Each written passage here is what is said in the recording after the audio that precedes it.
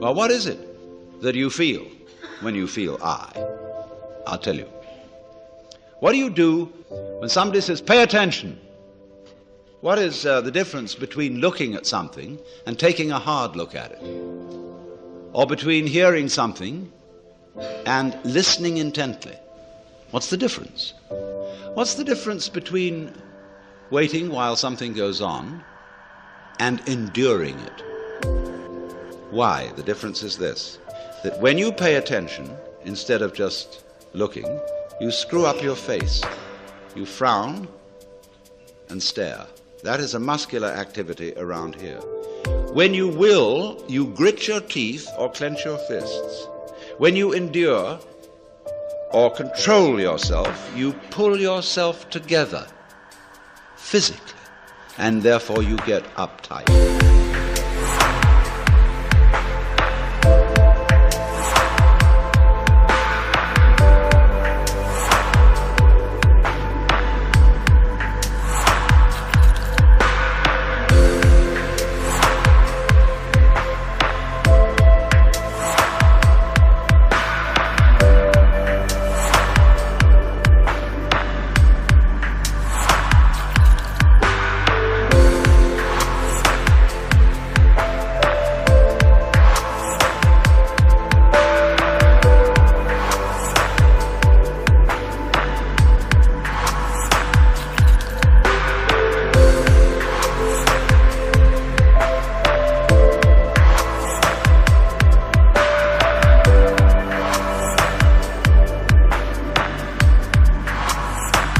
You hold your breath.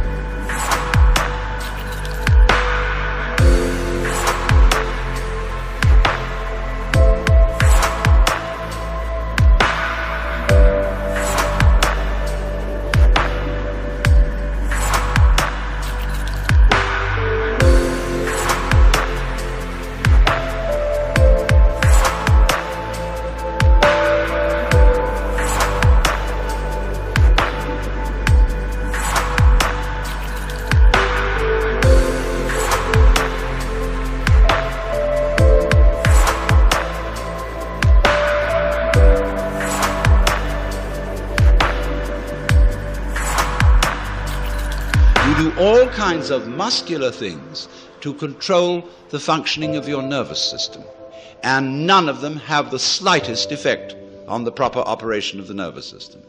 If you stare at things, you will rather fuzz the image than see them clearly. If you listen intently by concentrating on muscles round the ears, you will be so much attending to muscles here that you won't hear things properly, and you may get singing in the ears.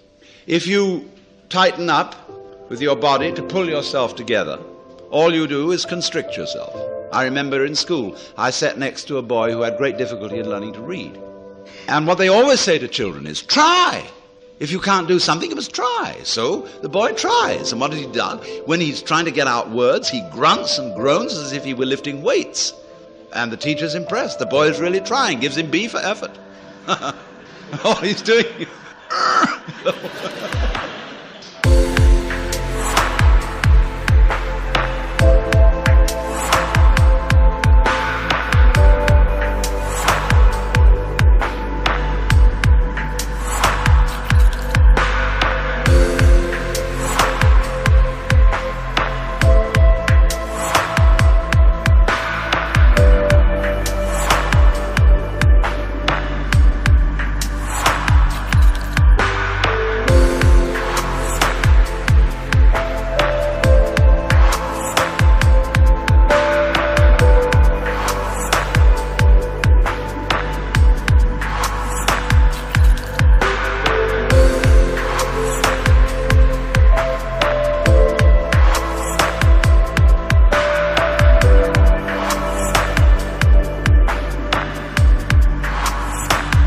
Has nothing to do with it.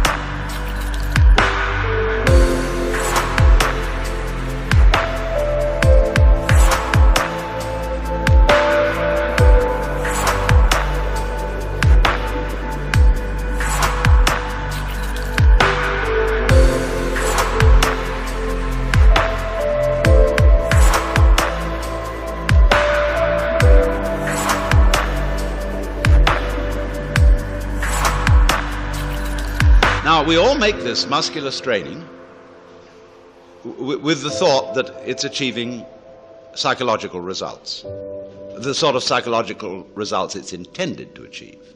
Now all this amounts to is it's like you're taking off in a jet plane. You've got a mile down the runway and the thing isn't up in the air yet, and you get nervous. So you start pulling at your seatbelt. That's what it is.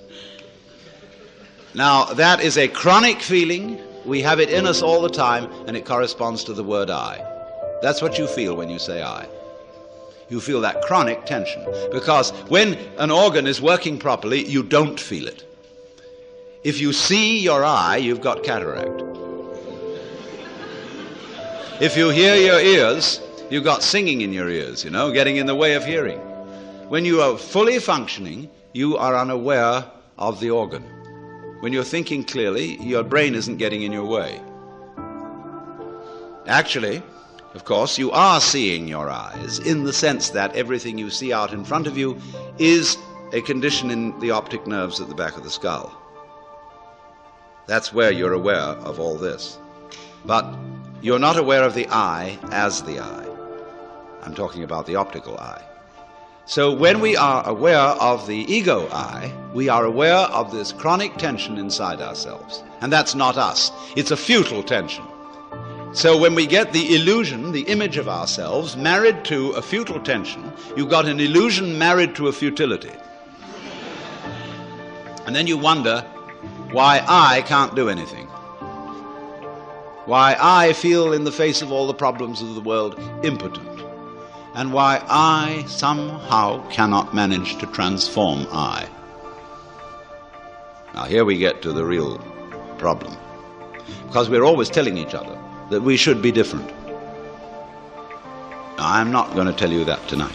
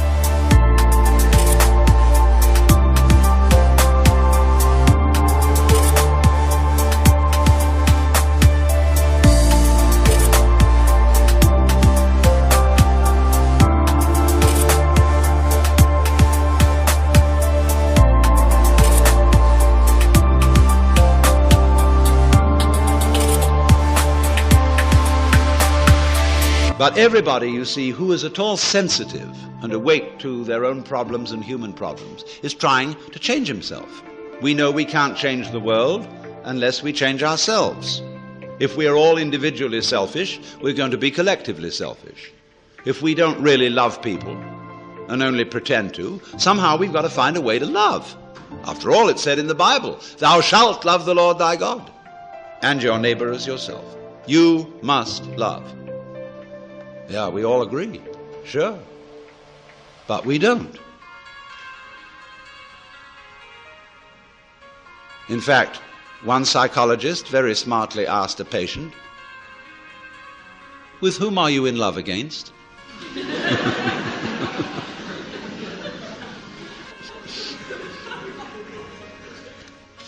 And this particularly becomes appalling when we enter into the realm of higher things, by which I mean spiritual development. Everybody these days is interested in spiritual development.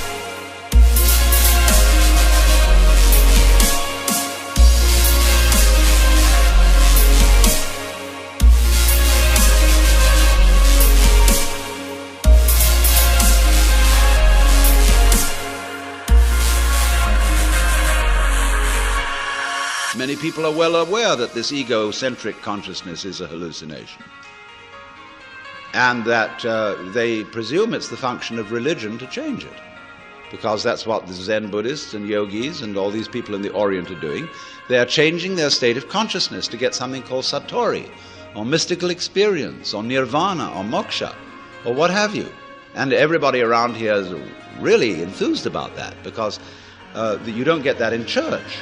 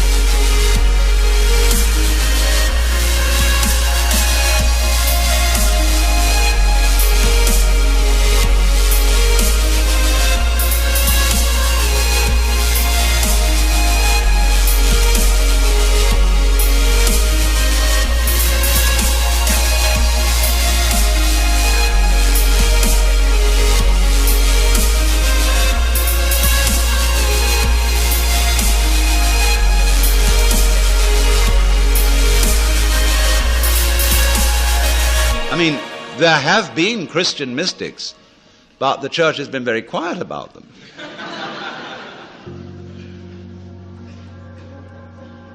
In the average church, all you get is talk. There's no meditation, no spiritual discipline. They tell God what to do interminably, as if he didn't know. And then they tell the people what to do, as if they could or even wanted to.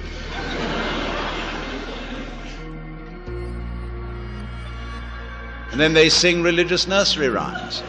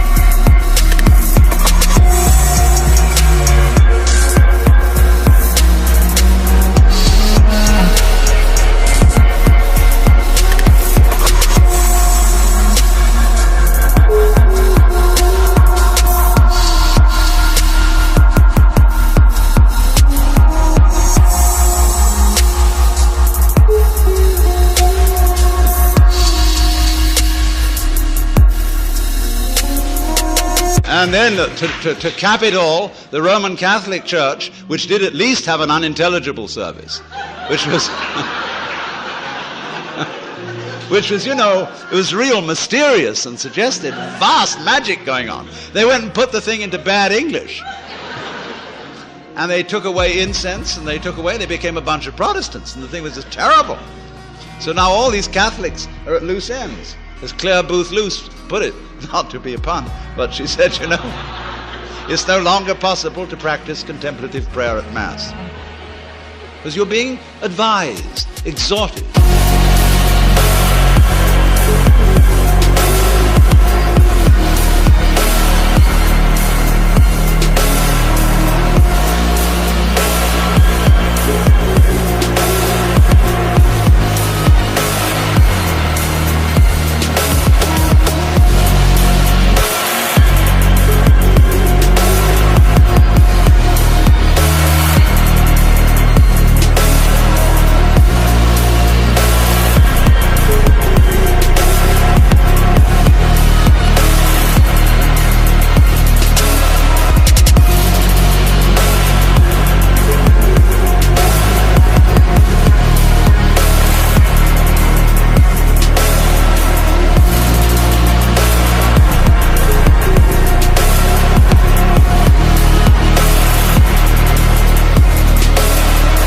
Think of God listening to all those prayers.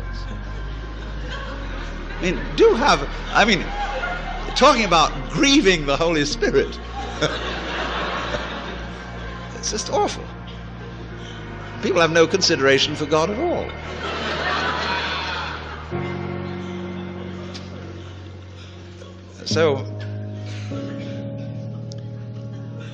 But in pursuing these spiritual disciplines, yoga and Zen and so forth, and also psychotherapy, there comes up a big difficulty.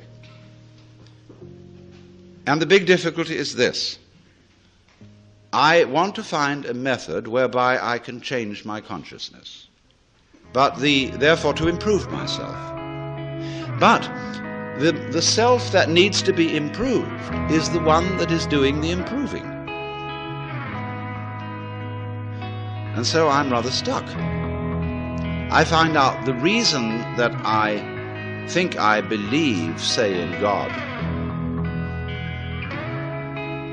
is that I sure hope that somehow God will rescue me. In other words, I want to hang on to my own existence. And I feel rather shaky about doing that for myself, but I just hope there's a God who will take care of it.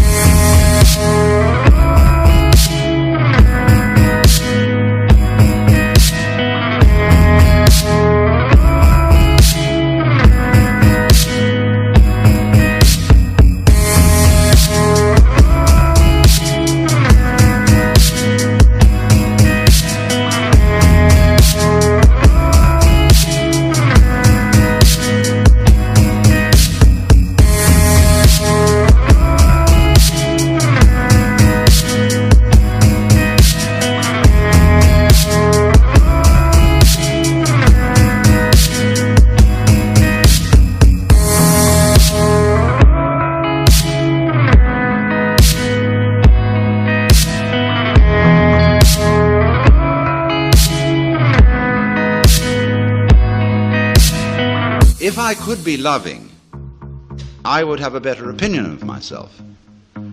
I'd feel better about it. I could face myself, as people say, if I were more loving. So the unloving me, somehow, by some gimmickry, has to turn itself into a loving me, and this is just like trying to lift yourself off the ground with your own bootstraps.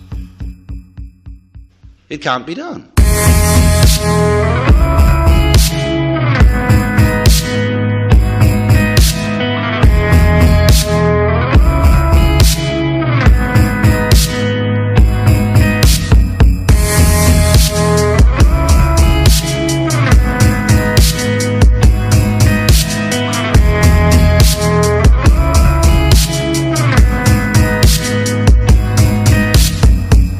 People go and study Zen, and they come back and say, wow, getting rid of your ego is a superhuman task. I assure you it's going to be very, very difficult to get rid of your ego. You're going to have to sit for a long time, and you're going to get the sorest legs. It's hard work. And all you wretched kids who think you're getting rid of your ego on part or something or other, and easy yoga, you don't know what you're in for when it really comes down to the nitty-gritty. Well, you know, the biggest ego trip going is getting rid of your ego.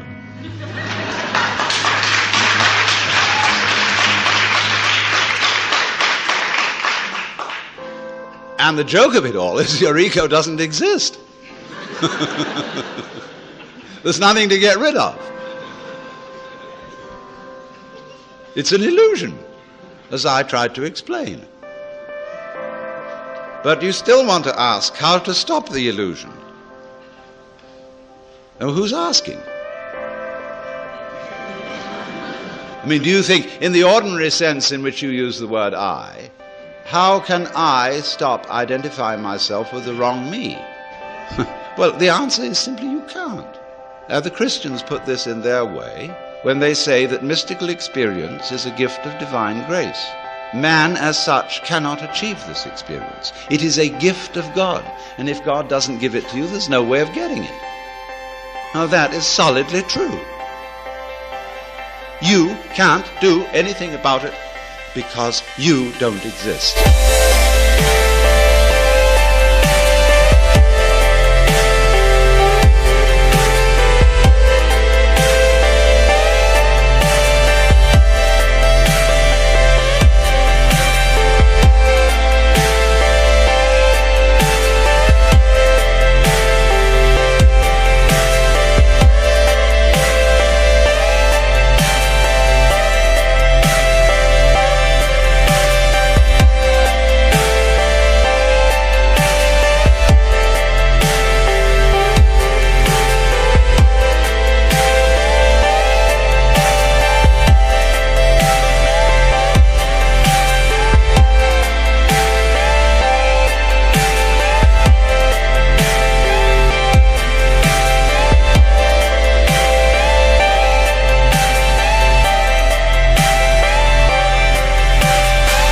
That's pretty depressing news.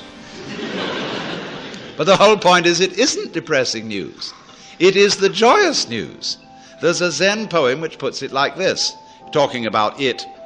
It means the mystical experience, Satori, the realization that you are the eternal energy of the universe, like Jesus did. It says like this: you cannot catch hold of it, nor can you get rid of it. In not being able to get it, you get it. When you speak, it's silent. When you're silent, it speaks. Now, in not being able to get it, you get it. Because this whole feeling, what Krishnamurti is trying to explain to people, for example, when he says, why do you ask for a method? There is no method. All methods are simply gimmicks for strengthening your ego. So how do we not do that? He says, you're still asking for a method. There is no method. If you really understand what your I is, you will see there is no method. This is so sad. But it's not. This is the gospel, the good news. Because if you cannot achieve it, if you cannot transform yourself, that means that the main obstacle to mystical vision has collapsed. That was you.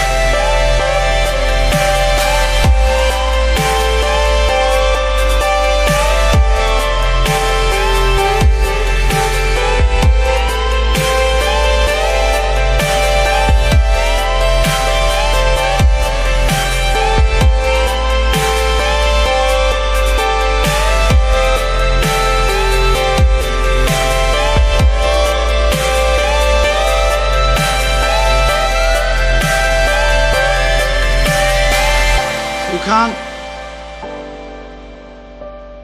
control your thoughts. You can't control your feelings, because there is no controller. You are your thoughts and your feelings. And they're running along, running along, running along. Just sit and watch them. Here they go. You're still breathing, aren't you? Still growing your hair? Still seeing and hearing? Are you doing that?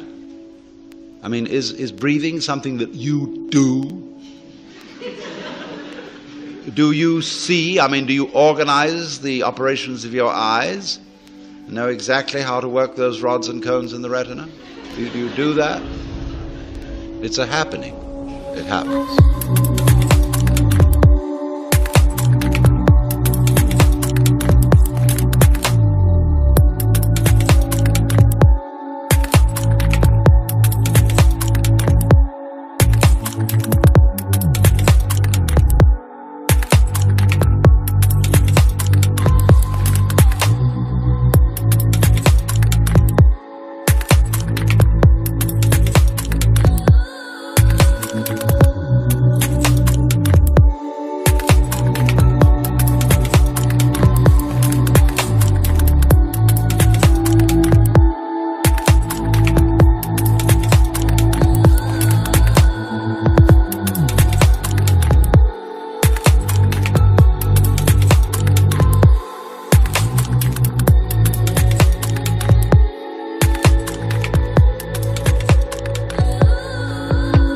So you can feel all this happening. Your breathing is happening. Your thinking is happening. Your feeling is happening. Your hearing, your seeing. The clouds are happening across the sky. The sky is happening blue. The sun is happening shining. There it is. All this happening. And may I introduce you? This is yourself. This begins to be a vision of who you really are. And that's the way you function. You function by happening, that is to say, by spontaneous occurrence. And this is not a state of affairs that you should realize. I cannot possibly preach it to you, because the minute you start thinking, I should understand that, this is this stupid notion again that I should bring it about, when there is no you to bring it about. See, that's why I'm not preaching. You can only preach to egos. All I can do is to talk about what is.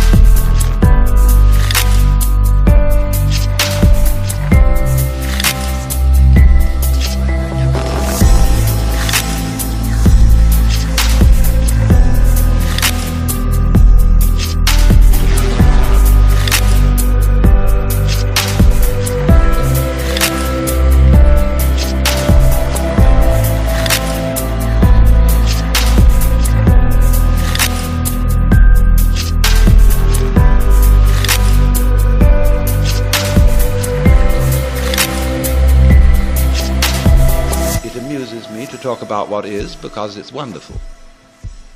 I love it, and therefore I like to talk. If I get paid for it, then I make my living, and sensible people get paid for doing what they enjoy doing. So this is not you see, this is the whole approach here, is not to convert you, not to make you over, not to improve you, but for you to discover that if you really knew the way you are, things would be sane. But you see, you can't do that. You can't make that discovery, because you're in your own way. So long as you think, I'm I. So long as that hallucination blocks it. And the hallucination disappears only in the realization of its own futility. When at last you see, you can't do it.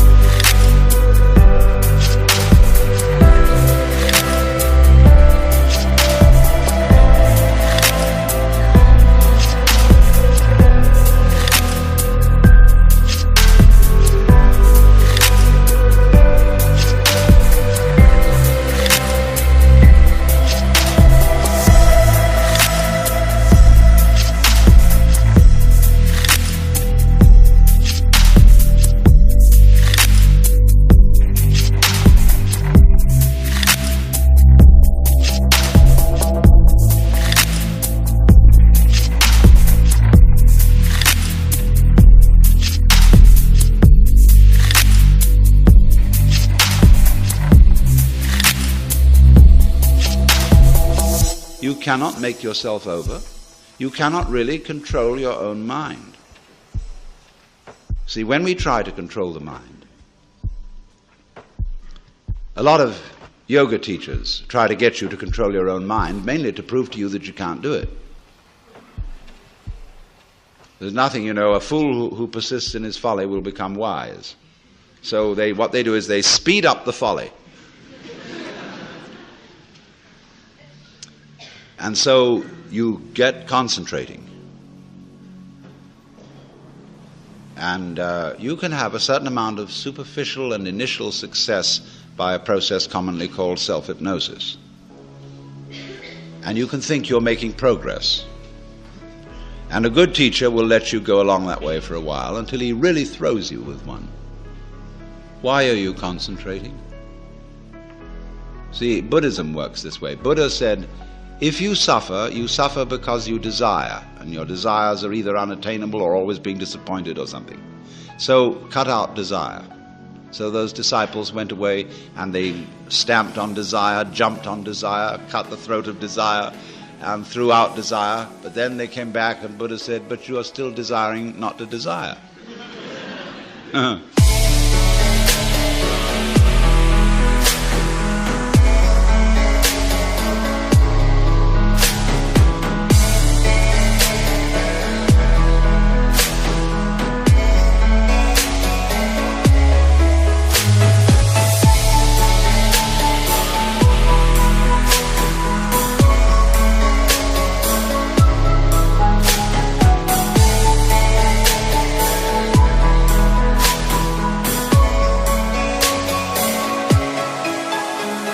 They wondered how to get rid of that.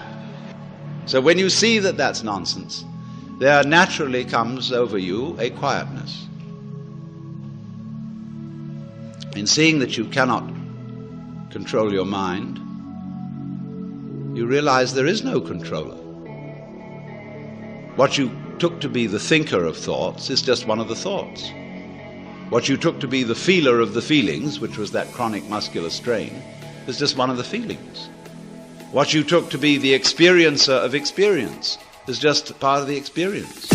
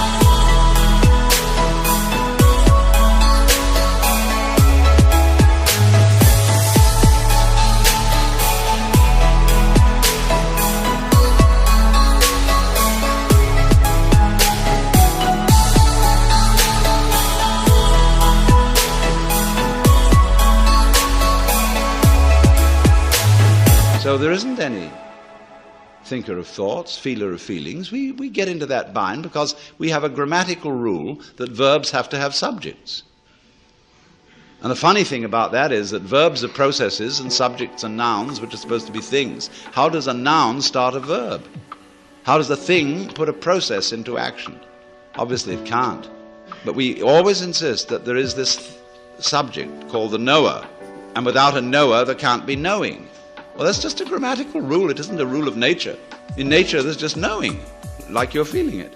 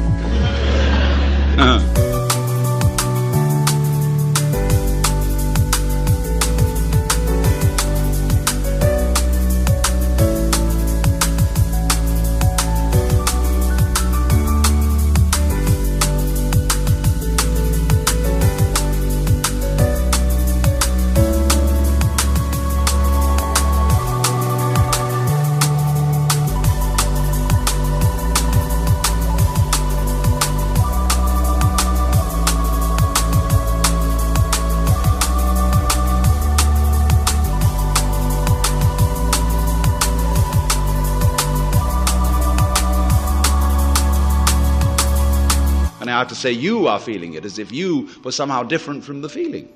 When I say I am feeling, what I mean is there is feeling here. When I say you are feeling, I mean there is feeling there. I have to say even there is feeling. What a cumbersome language we have. Chinese is easier. You don't have to put all that in. Well, you can say things twice as fast in Chinese as you can in any other language. Well, anyway, when you come to see that you can do nothing, that the play of thought, of feeling, etc., just goes on by itself as a happening, then you are in a state which we will call meditation.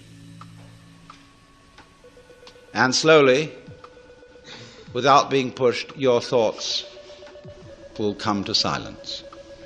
That is to say, all the verbal, symbolic chatter going on in the skull. Don't try and get rid of it, because that will again produce the illusion that there's a controller.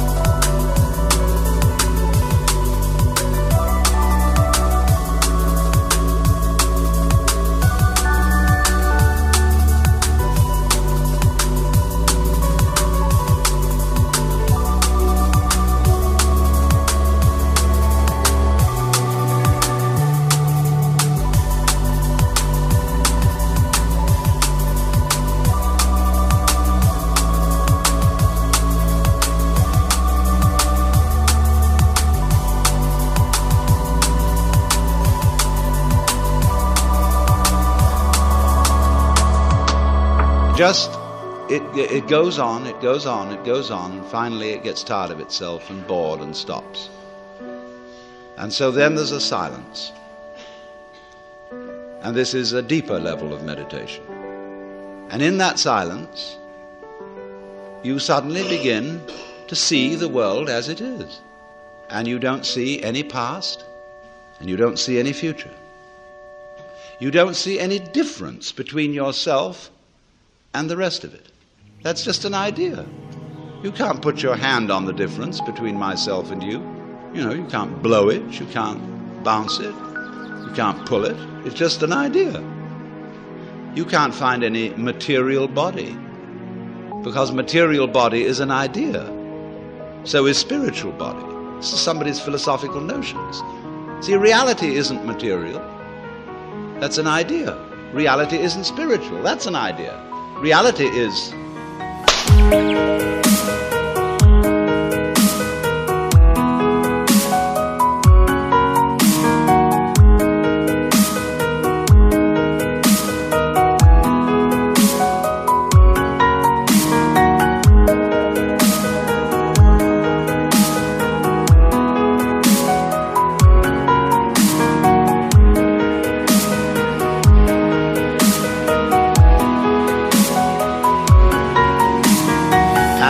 you are this universe.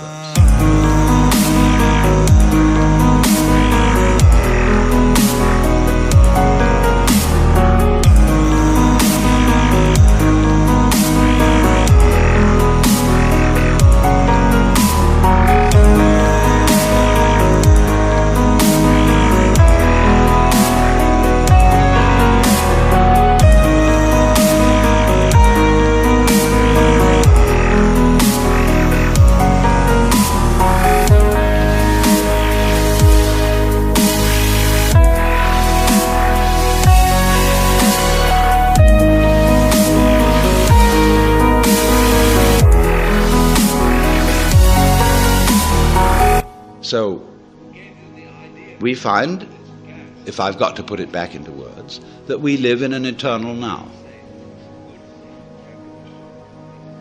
You've got all the time in the world, because you've got all the time there is, which is now.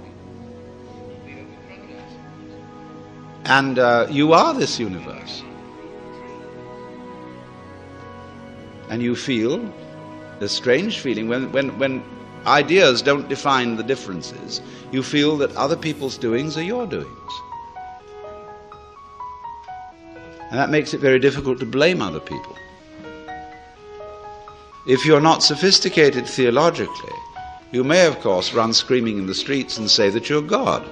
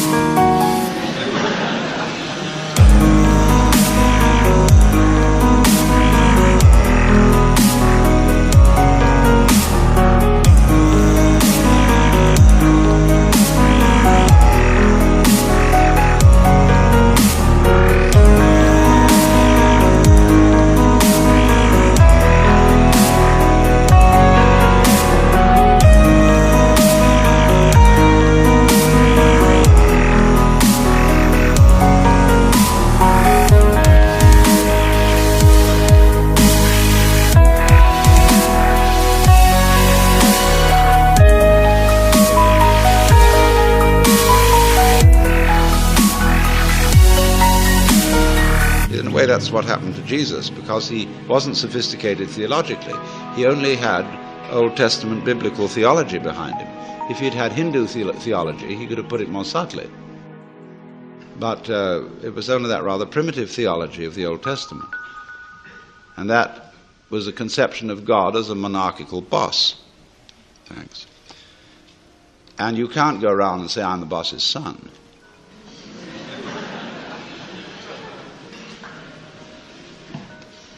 If you're going to say I'm God, you must allow it for everyone else too. But this was a heretical idea from the point of view of Hebrew theology. And so what they did with Jesus was they pedestalized him.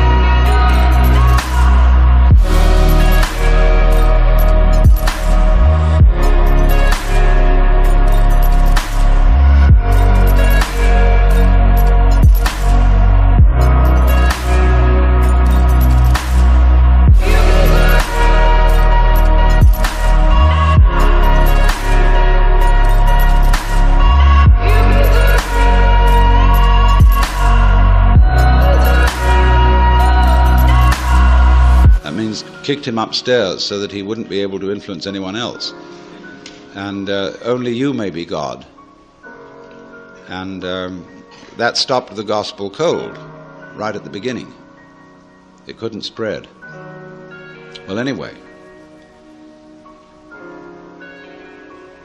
this is therefore to say that the transformation of human consciousness through meditation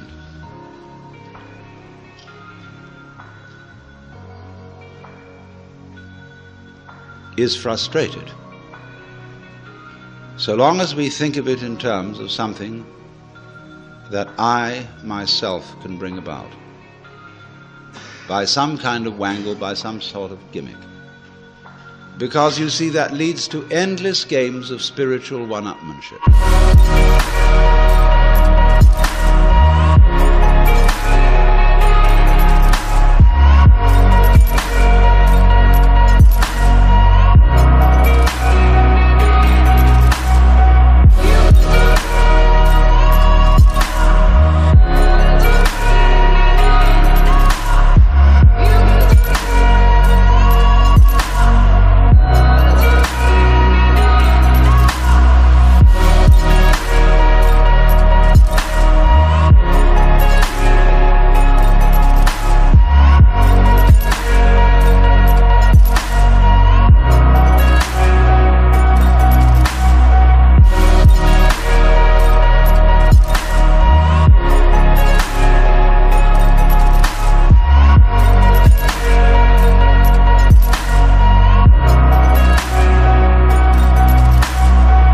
and of guru competitions.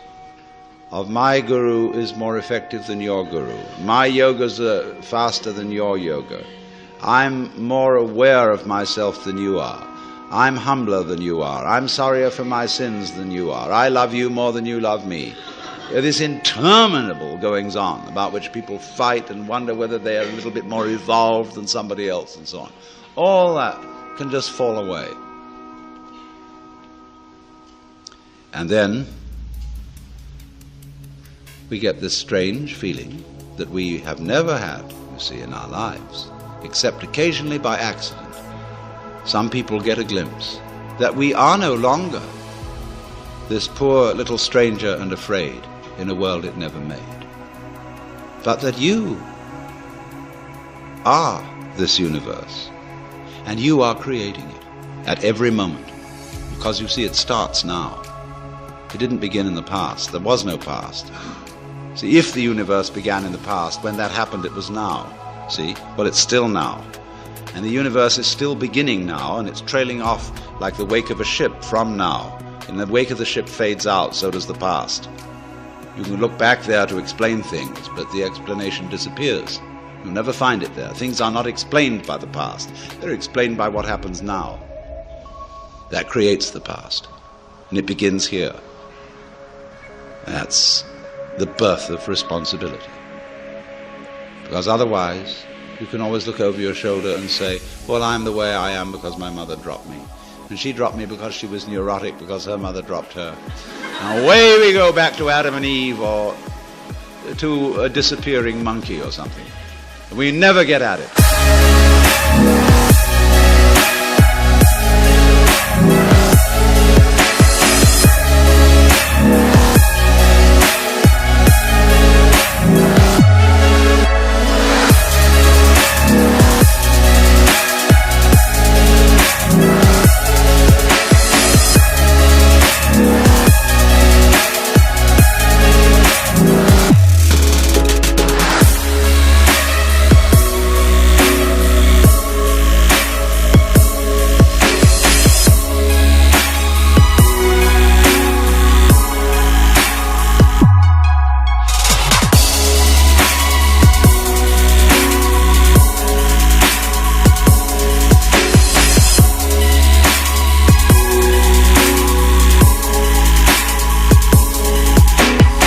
But in this way, you're faced with it, you're doing all this.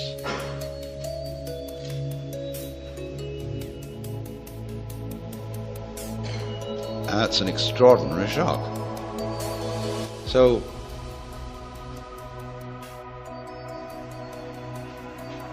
cheer up. You can't blame anyone else for the kind of world you're in. And if you know, you see, that I, in the sense of the person, the front, the ego, it really doesn't exist, then it won't go to your head too badly if you wake up and discover that you're God.